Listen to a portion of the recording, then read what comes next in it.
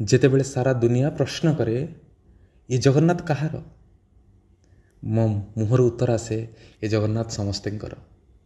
ଲୋକ ପଚାରନ୍ତି ଜଗନ୍ନାଥ ସମସ୍ତଙ୍କର କିପରି? ସମସ୍ତଙ୍କ ଭିତରେ ଭୂତ ଅଛନ୍ତି, ସମସ୍ତଙ୍କ ଭିତରେ ଅଧର ପୁରୁଷମାନେ ଅଛନ୍ତି, ସମସ୍ତଙ୍କ ଭିତରେ ଅଶରୀରୀ ଆତ୍ମାମାନେ ଅଛନ୍ତି। ଜଗନ୍ନାଥ କ'ଣ ତାହାଙ୍କର? ସେ ସମୟରେ ମୋ ଜଗନ୍ନାଥ ସଂସ୍କୃତି ମୋତେ ସୁନ୍ଦର ଭାବରେ ଜ୍ଞାନ ଦେଇଥାଏ ଆଉ ମୁଁ ସେମାନଙ୍କ ଆଗରେ ଦୃଢ଼ୋକ୍ତିରେ ସମ ଉତ୍ତର ବାଢ଼ିଥାଏ, ଜଗନ୍ନାଥ ସମସ୍ତଙ୍କର। ଇଏ ଭୂତମାନଙ୍କର, ପିଶାଚମାନଙ୍କର, ଇଏ ଅଧର ପୁରୁଷମାନଙ୍କର। ଜଗନ୍ନାଥ ସଂସ୍କୃତିରେ ଗୋଟେ ନୀତି ପାଳନ କରାଯାଏ, ଯାହାର ନୀତି ନାମ ହେଲା ଅଧରପଣା। ଏ ଅଧରପଣା ନୀତିରେ ଅଧର ପୁରୁଷଙ୍କୁ ଅର୍ପିତ ପଣାକୁ ଅଧରପଣା କୁହାଯାଇଛି। ଅଧର ପୁରୁଷ କହିଲେ ଅଶରୀରମାନଙ୍କୁ ବୁଝାଯାଏ ତଥା ଭୂତ ପ୍ରେତ ପିଶାଚମାନେ। ରଙ୍ଗାୟିତ ଅଧର ପର୍ଯ୍ୟନ୍ତ ଲମ୍ବିଥିବା ହାଣ୍ଡି ବା ସରାକୁ ଅଧରହାଣ୍ଡି କୁହାଯାଏ। ଏମିତିକା ଠାକୁର ଯେ ନର ଗନ୍ଧର୍ବଙ୍କୁ ଛାଡ଼ି ମଧ୍ୟ ଅଶରୀରମାନଙ୍କୁ ମୋକ୍ଷ ପ୍ରଦାନ କରନ୍ତି। ପୁରୀର ଆଜିର ବି ଲୋକକଥାରେ ଉଜ୍ଜୀବିତ ଅଛି, ଅଧରପଣା ଦିନ ପରେ, ଅଧରପଣା ଯେଉଁଦିନ ଥିବ ସନ୍ଧ୍ୟାବେଳେ ଏକୁଟିଆ ଯାଅନି, ସେଠି ଶୈତାନ ମାଡ଼ି ବସିବ। ଯେତେବେଳେ ମହାପ୍ରଭୁ ଗୁଣ୍ଡିଚା ମନ୍ଦିରର ନାକଚଣା ଦ୍ୱାରା ଦେଇ ପ୍ରସ୍ଥାନ କରିଥାନ୍ତି, ସେହି ସମୟରେ ଗୋଟିଏ ଭୂତଟେ ଥାଏ ଯିଏ ଗୁଣ୍ଡିଚା ମନ୍ଦିରକୁ ବର୍ଷ ସାରା ଜଗିଥାଏ। ସେ ମହାପ୍ରଭୁଙ୍କ ଉପରେ ଅଭିମାନ କରେ, ପ୍ରଭୁ ଆପଣ ତ ଆପଣଙ୍କ ନବଦିନାତ୍ମକ ଯାତ୍ରାରେ ଆପଣ ନରଙ୍କୁ ଉଦ୍ଧାର କଲେ, ଆପଣ ଋଷିମାନଙ୍କୁ ଉଦ୍ଧାର କଲେ, ଗନ୍ଧର୍ବ କିନ୍ନର ଦେବତା ଋଷି ମୁନି ଯକ୍ଷ ନାଗ ସମସ୍ତଙ୍କୁ ଉଦ୍ଧାର କଲେ, କିନ୍ତୁ ଆମେ ଅଧର ଜାତି, ଆମେ ଅଶରୀରୀ ଜାତି, ଆମେ ଭୂତ ଜାତି, ପ୍ରେତ ଜାତି, ଆମେମାନେ କ'ଣ କିଛି ଭୁଲ କରିଛୁ ମହାପ୍ରଭୁ? ଆପଣଙ୍କର ସେ କୈବଲ୍ୟ ରୂପୀ ବ୍ରହ୍ମକୁ ଆମେ ପ୍ରାପ୍ତ କରିପାରିବୁନୁ? ମହାପ୍ରଭୁ କୁହନ୍ତି, ଆରେ ଭାଇଆ, ମୁଁ ସମସ୍ତଙ୍କର, ମୁଁ ନରମାନଙ୍କର ଯେମିତି ଜଗନ୍ନାଥ, ମୁଁ ତୁମ ଭୂତମାନଙ୍କର ମଧ୍ୟ ଜଗନ୍ନାଥ।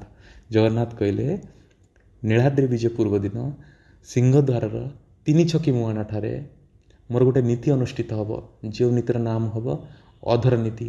ଏ ଅଧର ନୀତି କହିଲେ କ'ଣ ବୁଝାଯିବ? ଯେଉଁଠି ଗୋଟେ ହାଣ୍ଡି ମୋର ଅଧର ପର୍ଯ୍ୟନ୍ତ ବ୍ୟାପ୍ତ ହେଇଥିବ ଆଉ ସେ ଅଧର ହାଣ୍ଡିରେ ଯେଉଁ ପଣା ଅର୍ପଣ କରାଯିବ ମୁଁ ତାକୁ ଚୁମ୍ବନ କରୁଥିବି। ଅଧର ଚୁମ୍ବନ କରିସାରିଲା ପରେ ସେ ପଣା ତୁମ ଅଶରୀରୀ ଜାତିକି ଅର୍ପଣ କରାଯିବ। ତୁମେ ସେ ପଣା ପାଇସାରିଲା ପରେ ତୁମେ ମୋକ୍ଷ ପ୍ରାପ୍ତି ହେବ, ତୁମେ ବୈକୁଣ୍ଠ ପ୍ରାପ୍ତି ହେବ। ସେଇଠି ସେ ବାମନ ଭୂତଟି କାନ୍ଦି ପକେଇଛି, ମହାପ୍ରଭୁ ଦରକାର ନାହିଁ ମୋର ବୈକୁଣ୍ଠ ପ୍ରାପ୍ତି, ଦରକାର ନାହିଁ ମୋର ସେ ଅଧରପଣା, ମୋର ଦରକାର ମୁଁ ଆପଣଙ୍କ ଗୁଣ୍ଡିଚା ମନ୍ଦିରରେ ସବୁବେଳେ ଜଗୁଆଳି ରହୁଥାଏ, ଆପଣଙ୍କ ଏ ମୈତ୍ରରୁ, ଆପଣଙ୍କ ମର୍ତ୍ତ୍ୟ ରୂପୀ ବୈକୁଣ୍ଠରେ ମୁଁ ଆପଣଙ୍କ ଏକ ସେବକ ହିସାବରେ ଆପଣଙ୍କ ସେବା କରୁଥାଏ। ସେଇଠୁ ମହାପ୍ରଭୁ କହୁଛନ୍ତି, ବାହାରେ ବାମନ ଭୂତ, ତୋତେ ମୋକ୍ଷ ଦରକାର ନାହିଁ, କିନ୍ତୁ ତୋତେ ମୋ ସେବା ଦରକାର।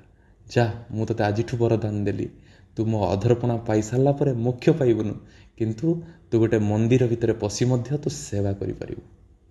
ଏହା ଥିଲା ମୋ ମହାପ୍ରଭୁଙ୍କ ମହାନୀୟତା, ଏହା ଥିଲା ମୋ ମହାପ୍ରଭୁଙ୍କ ଏ ଅଧର ଜାତି, ଏ ଅଶରୀରୀ ଜାତି ପ୍ରତି ତାଙ୍କର ମହାନୀୟତା, ତାଙ୍କର ଦୁର୍ବଳତା, ଯେଉଁଠି ମହାପ୍ରଭୁ ଏକ ସୁନ୍ଦର ଭାବରେ ପରିଚୟ ଦେଇଥିଲେ।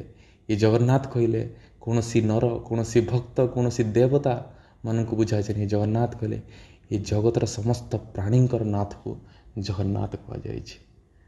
ଆଉ ମଧ୍ୟ କିଛି ଶାସ୍ତ୍ର କୁହେ, ଯେହେତୁ ଜଗନ୍ନାଥଙ୍କୁ ଦକ୍ଷିଣ କାଳୀ ରୂପରେ ଆଖ୍ୟା ଦିଆଯାଇଛି, ଏ ଅଧରପଣା ଉତ୍ସବଟି ହେଲା ଶାକ୍ତଶ ବୈଷ୍ଣବ ସମ୍ପ୍ରଦାୟର ମିଶିବାର ସବୁଠୁ ଶ୍ରେଷ୍ଠ ପର୍ବ। ଭଗବାନ ଜଗନ୍ନାଥ ଯେହେତୁ ଦକ୍ଷିଣ କାଳୀ, ସେ ବୈଷ୍ଣବ ପଦ୍ଧତିରେ ଭୂତ ପିଶାଚ ପ୍ରେତଙ୍କୁ ମୁକ୍ତି ଦିଅନ୍ତି। ଏ ମୋ ସଂସ୍କୃତି କେତେ ମହାନ, ମୋ ସଂସ୍କୃତି ବିଭିନ୍ନ ଦିଗରୁ ବିଭିନ୍ନ ଅର୍ଥ ବାହାର କରିପାରୁଛି। ଧନ୍ୟ ଓଡ଼ିଆ ସଂସ୍କୃତି, ଧନ୍ୟ ମୋ ଜଗନ୍ନାଥ, ଧନ୍ୟ ମୋ ଓଡ଼ିଆ ଜାତି। ରହୁଛି, ଧନ୍ୟବାଦ।